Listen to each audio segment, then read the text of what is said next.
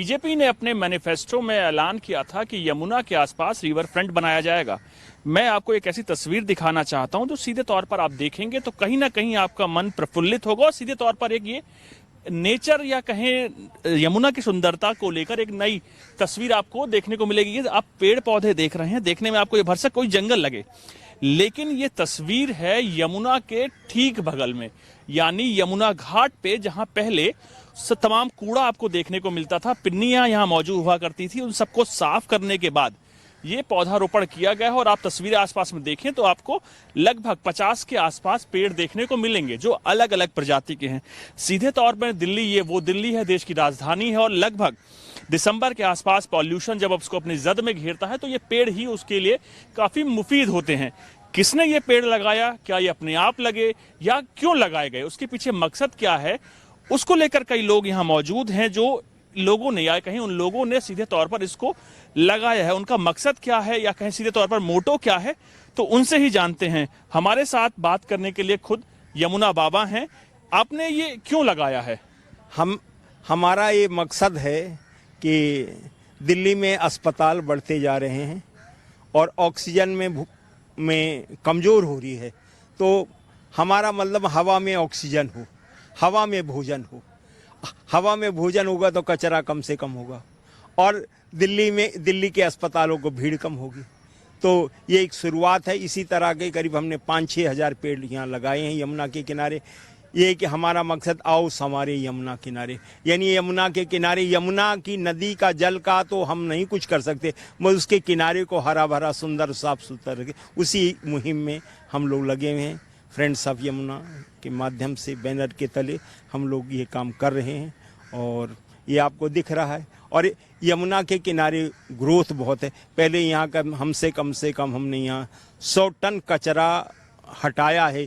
और ये हम दूसरा मेरा सवाल भी यही था कि आप और हम जहाँ खड़े हैं, पहले मैंने खुद यहाँ देखा है कि कचड़े हुआ करता था, पिन्नियाँ हुआ करती थी, अलग अलग मूर्तियाँ हुआ करती थी, वो अब देखने को नहीं मिल रहा है।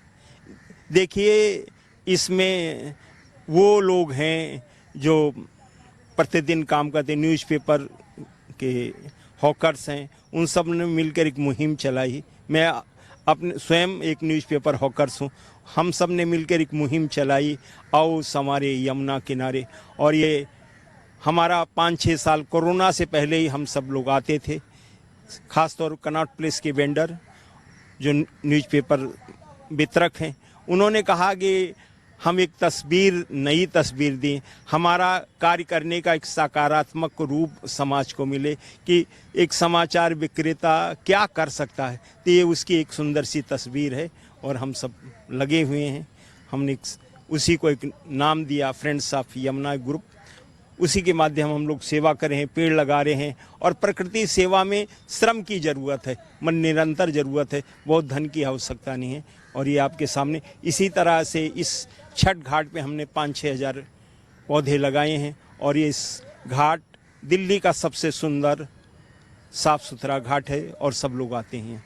जाते जाते आपको एक तस्वीर दिखाना चाहता हूँ। सामने आप देख सकते हैं, ये आईटीओ का ब्रिज है, जहां से आप अगर दिल्ली की पहचान करना चाहें तो साफ तौर पर आपको दिल्ली की पहचान हो जाती है। कई सीरियल्स में, फिल्म्स में आपने ये साफ तौर पर देखा है या कहीं छठ पर ये तस्वीरें आपने देखी होंगी। सामने आपको यमुना माँ खुद देख रही हैं, अवरल हैं। इस वक्त क्योंकि मानसून की जो बारिशें हैं वो इतनी ज्यादा हो रही हैं पहाड़ी क्षेत्रों में, सीधे तौर पर दिल्ली एनसीआर में उसका असर साफ तौर पर देखा जा सकता है। कितने लोग हैं सर आप लोग? हमारे 200 लोगों की टीम। 200 लोग होंगे। 200। और कितने घंटे आप लोग काम करते हैं? हम लोग सुबह शाम काम करते हैं। सब लोग अपने काम से निपट जाते हैं तो फिर सेवा करते हैं। अच्छा, कुल मिलाकर लोग पार्ट टाइम में मतलब कर रहे हैं? नहीं, ये सब सेवा है, सब एक निःशुल्क सेवा है। चलिए आगे अब आपको और तस्वीर ऐसे साफ तौर पर देखने को मिलेगी। अगर आप इस घाट को देखें तो कहीं ना कहीं पहले या लगभग 1-2-3 साल के पहले आसपास यहाँ आपको प्लास्टिक दिखा करती थी, लेकिन बदलती तस्वीर आपको साफ तौर पर देखने को अब मिलेगी। कैमरामैन राहुल के साथ आनंद कुमार सिंह, न्यूज़ 11 दिल्ली।